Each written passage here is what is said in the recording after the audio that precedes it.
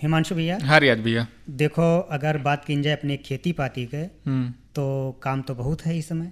बिल्कुल। मूल एक चीज और ही ध्यान दिए का है हाँ। कि कुछ आपन भूमि ऐसी होत है कि कम उपजाऊ होत है, बिल्कुल, जेका हम लोग ऊसर के रूप में जानित है। बिल्कुल भैया। तो उके लिए अपन सरकार जो है तमाम तरीके के ऐसे अभियान चलावा करत है। हाँ। अगर हम पंच उके पूरी तरीके से जानकारी रखी तो अपन जो भूमि ऊसर हैं उनका जो है सुधार करे के रूप में जो है काफी अच्छा काम कर सकी थे। बिल्कुल भैया। और वही के कई कारण भी रहते हैं। हाँ। कि कई बार का करत अपन किसान भाई जो है लगातार एक ही फसल बोत रहते हैं या हद से ज्यादा जो रासायनिक उर्वरक रहते हैं वही का उपयोग हद से ज्यादा कई देश सोचते है कि ज्यादा उत्पादन मिल जाए। हाँ। लेकिन उल्टा हो जाते हैं कि ये सब चीजें खातिर भूमि धीमे धीमे जो है ऊसर हो जाते हैं, तो जो उत्पादन उनका होते है वह होना बंद हो जाते हैं। बिल्कुल सही बात कहे हो। ये तो सबसे बड़ा कारण है ये है कि जो उपजाऊ जमीन है वो जो है ऊसर के रूप में परिवर्तित हो जाता है। तो ऊपर हम सबका जो है नियंत्रण करे की ज़रूरत है।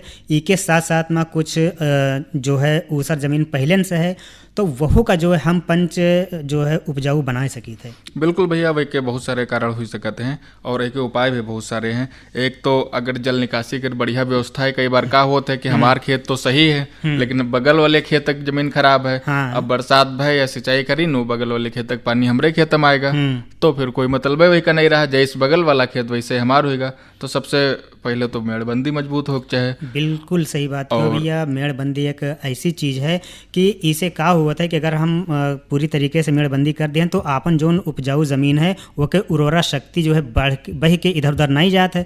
और दूसर के जो ऊसर वाली जो ज़मीन है वो के माटी बह के अपने खेत में नहीं आवत। बिल्कुल भैया। और जल निकासी की अगर बढ़िया व्यवस्था है तो अगर गलती से पानी ज़्यादा भरान होगा तब वो जल निकासी की बढ़िया व्यवस्था तो पानी चलागा। और इसके साथ साथ में जैसे जिप्सम है और रासायनिक सुधार इस बहुत सारे होते हैं वही का माटे में अपने आवश्यकता अनुसार थोड़ा थोड़ा डाला रहा है तो वही से जो है ऊसर भूमि जो है सुधार हुए जाते हैं। और एक चीज़ और है भैया, लगातार एक ही फसल ना बोवे, फसल चक्र अपनावे। हाँ। और साथ में यहाँ कोशिश यूँ करे कि साल में यहाँ हरी खाद जरूर एक बार बोवे खेत में। बिल्कुल, हरी खाद एक ऐसा चीज़ है कि हम पंच का जो है रसायन के ऊपर जो निर्भरता कम करत है। हाँ। और जितनी जो है कमी रहत है अपने माटी में पोषक तत्वों के वो के सबके पूर्ति कर देते हैं। बिल्कुल। मूल हिमांशु भैया एक चीज़ और कहा चाहे। हाँ। देखो आज है शुक्रवार के दिन। हाँ। और आज के दिन जो है पूरे हफ्ता के जो उनका कृषि समाचार रहा है। हाँ। वो का लेके आवा जाते किसान डायरी के रूप में। बिल्कुल भैया। तो आज किसान डायरी जो कि कृषि समाचार पर आधारित है वो के आलेख एवं वाचन है यदुनंदन सिंह मुरारी भैया के और संपादन है डॉक्टर सुशील कुमार राय भैया के। तो आओ किसान डायरी सुना जाए और जानकारी ली जाए। बिल्कुल भैया। नमस्कार, किसान डायरी में आपका स्वागत है। प्रस्तुत हैं कृषि समाचार। आज की सुर्खियां। प्रदेश में शुरू होगी मुख्यमंत्री कृषक समृद्धि योजना। सूबे में लगाए जाएंगे 35 करोड़ पौधे। 29 मई से चलेगा राष्ट्रव्यापी विकसित कृषि संकल्प अभियान। शहरों को हरा भरा बनाने के लिए उपवन योजना की शुरुआत। लखनऊ में मनाया गया विश्व मधुमक्खी दिवस। रेशम उत्पादन बढ़ाएंगे महिला स्वयं सहायता समूह। और उत्तर प्रदेश में कृषि पर्यटन को बढ़ाने पर जोर। अब कृषि समाचार विस्तार से। मुख्यमंत्री योगी आदित्यनाथ ने प्रदेश के लघु और सीमांत किसानों की आय बढ़ाने के उद्देश्य से मुख्यमंत्री कृषक समृद्धि योजना को शुरू करने का निर्देश दिया है। सहकारिता विभाग की समीक्षा बैठक में मुख्यमंत्री ने कहा कि सरकार किसानों को कर्ज के बोझ से मुक्ति दिलाने, आत्मनिर्भर बनाने और कृषि उत्पादकता बढ़ाने की दिशा में लगातार काम कर रही है। समीक्षा बैठक में मुख्यमंत्री के समक्ष मुख्यमंत्री कृषक समृद्धि योजना की रूपरेखा प्रस्तुत की गई। मुख्यमंत्री ने योजना को दूरदर्शी और किसानों के लिए हितकारी बताया। उन्होंने कहा कि किसानों की समृद्धि के लिए यह योजना प्रभावी कदम सिद्ध होगी। बैठक में मुख्यमंत्री ने किसानों को सस्ती दर पर सरलता से ऋण उपलब्ध कराने के भी निर्देश दिए। प्रदेश सरकार आगामी 1 जुलाई से 7 जुलाई के बीच 35 करोड़ पौधे लगाएगी। पौधरोपण के लिए 1901 पौधशालाओं में 52 करोड़ पौधे तैयार हैं। इस संबंध में सभी 18 मंडलों के लक्ष्य भी तय कर दिए गए हैं। लखनऊ मंडल सबसे अधिक 4 करोड़ पौधे लगाए जाएंगे।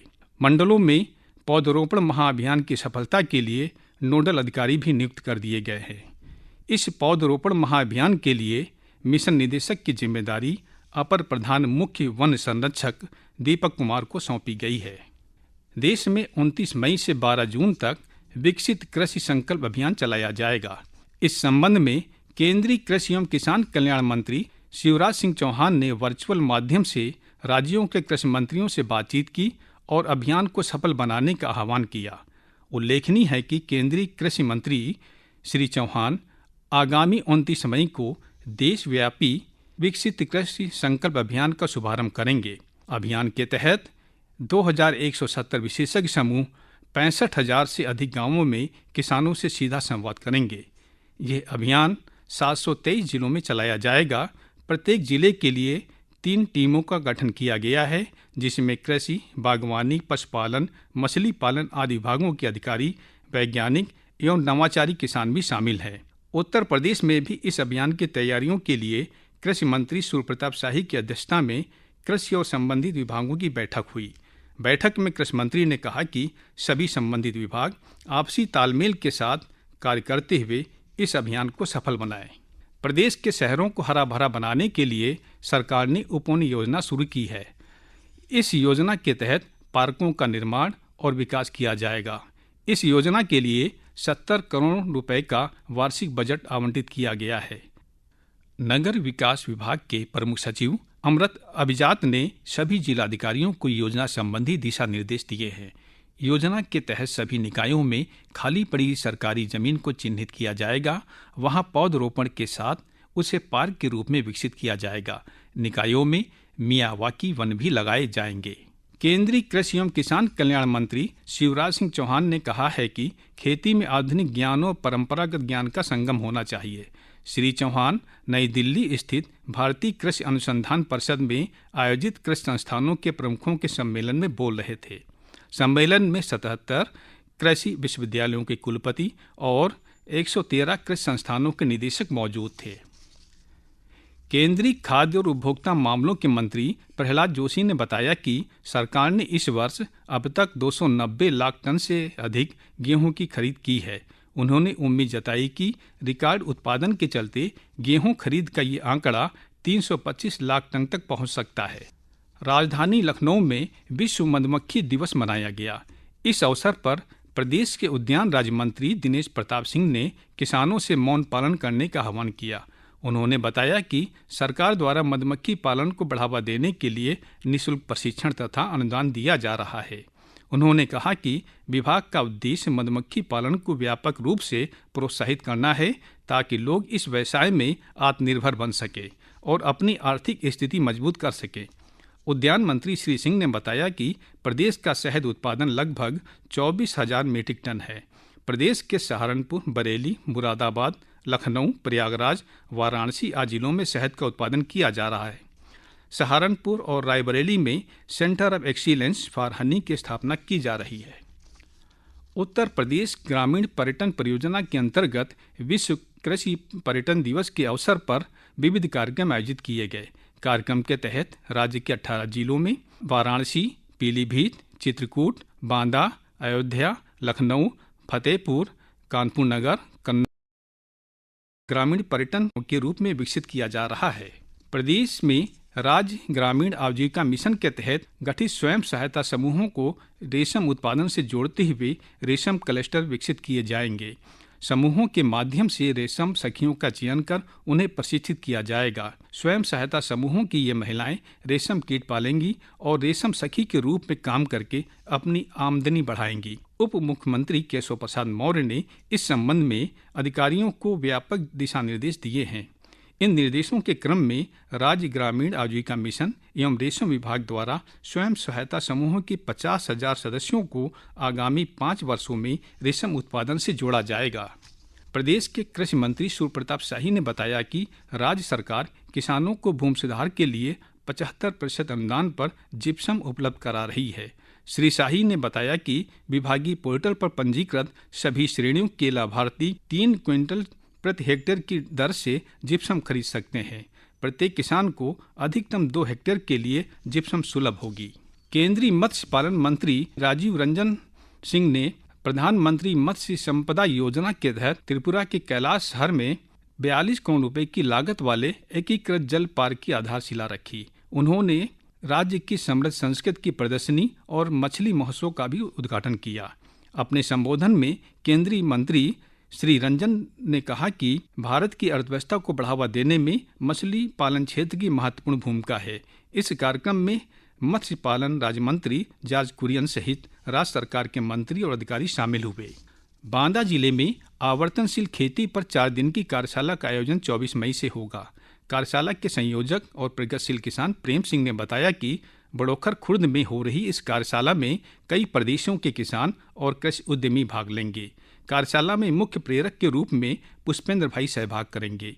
कार्यशाला में प्राकृतिक जल संसाधनों के उपयोग और टिकाऊ खेती पर विशेष चर्चा होगी। कृषि विभाग के साथ मिलकर एक डिजिटल कॉमर्स कंपनी ने उत्तर प्रदेश में ग्रामीण कृषि व्यवसाय को बढ़ाने की पहल की है। कंपनी समर्थ कृषि परियोजना के माध्यम से ग्रामीण कृषि व्यवसाय को डिजिटल कॉमर्स से जोड़ेगी। इससे समावेशी एवं सतत विकास को बढ़ावा मिलेगा। कंपनी द्वारा इस विषय पर वाराणसी में कृषक उत्पादक समूहों के लिए कार्यशाला का आयोजन किया गया। कार्यशाला में किसान उत्पादक संगठनों को गुणवत्ता मानक और डिजिटल अनुकूलन के बारे में जानकारी दी गई। उन्नाव में कृषि निर्यात को बढ़ावा देने के लिए कार्यशाला का आयोजन किया गया। कृषि विभाग द्वारा आयोजित इस कार्यशाला में निर्यातक अतुल सेठ और बिजनेस डेवलपमेंट मैनेजर शुभम राय ने किसानों का मार्गदर्शन किया। जिला कृषि अधिकारी शशांक चौधरी ने बताया कि कार्यशाला में कृषि निर्यात में आ रही समस्याओं पर चर्चा की गई। कार्यशाला में बड़ी संख्या में किसानों ने भाग लिया। बाराबंकी में राष्ट्रीय कृषि विकास योजना के तहत चल रही परियोजनाओं की समीक्षा के लिए भारत सरकार की टीम ने दौरा किया। टीम ने खरीफ उत्पादन से संबंधित रणनीति की समीक्षा की। किसान कल्याण केंद्र में आयोजित इस समीक्षा बैठक में 100 से अधिक किसान और कृषक उत्पादक संगठनों के प्रतिनिधि भी शामिल हुए। बैठक में जिला कृषि अधिकारी राजीत राम, जिला कृषि रक्षा अधिकारी विजय कुमार और जिला उद्यान अधिकारी डॉक्टर धीरेन्द्र सिंह मौजूद रहे। ख्वाजा मोइनुद्दीन चिश्ती भाषा विश्वविद्यालय में हरित परिसर बनाने के उद्देश्य से हर्बल वाटिका तैयार की गई है। कुलपति प्रोफेसर अजय तनेजा ने वाटिका का निरीक्षण कर जरूरी दिशा निर्देश दिए। विश्वविद्यालय की नोडल अधिकारी डॉक्टर नलिनी मिश्रा ने बताया कि हर्बल वाटिका में लौकी, तुरई, भिंडी, चौलाई जैसी पोषक सब्जियों के साथ साथ काली मिर्च, एलोवेरा, हल्दी, अदरक, तुलसी एवं पत्थर चट्टा जैसे औषधि पौधों का रोपण किया गया है। कुल सचिव डॉक्टर महेश कुमार ने बताया कि हर्बल वाटिका विश्वविद्यालय परिसर को हरित एवं स्वच्छ बनाने की दिशा में महत्वपूर्ण कदम है। सीतापुर के हरगांव में अखिल भारतीय किसान कवि सम्मेलन का आयोजन किया गया। किसान संघर्ष मंच द्वारा ग्राम पंचायत शेखापुर मूसेपुर के पंचायत घर में आयोजित कवि सम्मेलन में कवियों ने खेती किसानी से जुड़ी कविताएं सुनाई। इस किसान कवि सम्मेलन में रजनीश मिश्रा, मधु श्रीवास्तव, विकास बौखल, अंकिता शुक्ला, चेतराम अज्ञानी, अमित कैथवार, अमरेंद्र चौहान, संदीप कटियार, नवल सुधांशु, कमल पांडे, अशोक अविरल ने काव्य पाठ किया। ग्रामीण श्रोताओं ने किसान और माटी से जुड़ी कविताओं को पूरे मनोयोग से सुना। बहराइच में किसानों की समस्याओं के निराकरण हेतु विकास भवन सभागार में किसान दिवस आयोजित किया गया। कार्यक्रम की अध्यक्षता करते हुए जिलाधिकारी मोनिका रानी ने कहा कि वर्तमान खरीफ फसल में किसान सब्जियों के साथ स्वीट कॉर्न मक्का की भी बुआई करें, इससे अच्छी आमदनी होगी। उन्होंने बताया कि मक्के की बेहतर उत्पादन को देखते हुए जिले की चीनी मिलों में लगी आसमनियों में मक्के का उपयोग स्थानीय स्तर पर कराया जाएगा। जिलाधिकारी ने बताया कि रबी मक्का खरीद के लिए क्रय केंद्र खोलने का प्रस्ताव शासन को भेजा जाएगा, जिससे जिले के किसानों को उनकी उपज का वाजिब मूल्य प्राप्त हो सकेगा। ये थे इस सप्ताह के कृषि समाचार। इसी के साथ किसान डायरी का आज का अंक यहीं पर समाप्त होता है। नमस्कार। हिमांशु भैया, हाँ रियाज भैया, देखो अभी संदेश से पहले हम पंच किसान डायरी सुने रहे हैं, जो कि कृषि समाचार पर आधारित रहा। एक आलेख एवं वाचन रहा यदुनाथ सिंह मुरारी भैया के और संपादन रहा डॉक्टर सुशील कुमार राय भैया के। तो इतनी बढ़िया जानकारी दिवाने के लिए भैया दोनों पंचन का बहुत बहुत धन्यवाद। और अब